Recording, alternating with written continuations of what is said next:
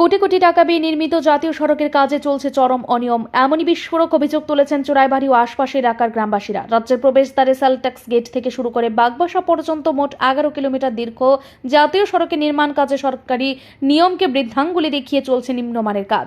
চোরাইবাড়ি অঞ্চলে 3 কিলোমিটার অংশের কাজের দায়িত্ব পান ঠিকাদার দীপক কর। অভিযোগ, তিনি দ্রুতগতিতে কাজ শেষ করতে গিয়ে গুণগত মান একেবারে তলানিতে নামিয়ে দেন। স্থানীয়দের ভাষ্য, মাস ঘুরতেই সড়কের বিভিন্ন অংশ ভেঙে চৌচির হয়ে গেছে। গাড়ির চাকার সাথে পিচ ও পাথর আলাদা হয়ে যাচ্ছে, যা দুর্ঘটনার ঝুঁকি বাড়িয়ে তুলেছে। সড়কের পরবর্তী 4 কিলোমিটার দায়িত্বে থাকা আরেক ঠিকাদার রাজু দেবনাথের নেতৃত্বাধীন মিনামতি এন্টারপ্রাইজের ক্ষেত্রেও একই ধরনের অভিযোগ উঠেছে। গ্রামবাসীরা জানান, কোথাও আধা ইঞ্চি তো কোথাও 1.5 ইঞ্চি পিচ ঢালাই হচ্ছে, যা নির্মাণের মানের সম্পূর্ণ পরিপন্থী।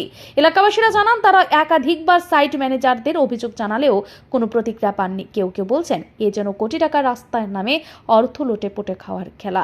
6 মাস আগেই এই রাস্তা মরণ ফাঁদে পরিণত হয়েছিল এবং তার সংশোধনের জন্য সংসদে একাধিকবার আওয়াজ তুলেছিলেন পশ্চিম ত্রিপুরা আসনের সাংসদ বিপ্লব কুমার দেব।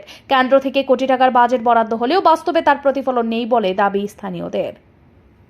মিনামতি এন্টারপ্রাইজ নামে কোনো কোম্পানি হবে আগরতলা স্থিত, অঞ্চলের নয়। অতি সম্প্রতি আসাম ত্রিপুরা সীমান্ত চুরাইবাড়ি থেকে যে কাজটুকু হয়ে আসছে,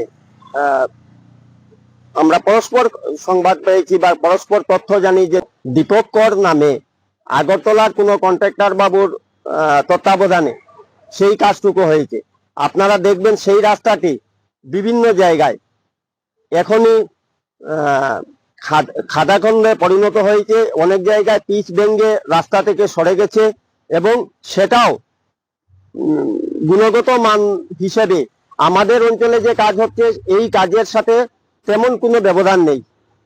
তো আমি আশা করব চুরাইবাড়ি থেকে আমাদের শনিচড়া পর্যন্ত যে কাজটুকু হচ্ছে সেই সম্পূর্ণ কাজটুকু যেন নিয়ম অনুযায়ী হয়। এখন দেখার বিষয়, সংবাদ প্রকাশের পর প্রশাসন ও স্থানীয় জনপ্রতিনিধিরা আদৌ কি ব্যবস্থা গ্রহণ করেন। ব্যুরো রিপোর্ট, ঋদ্ধি নেটওয়ার্ক।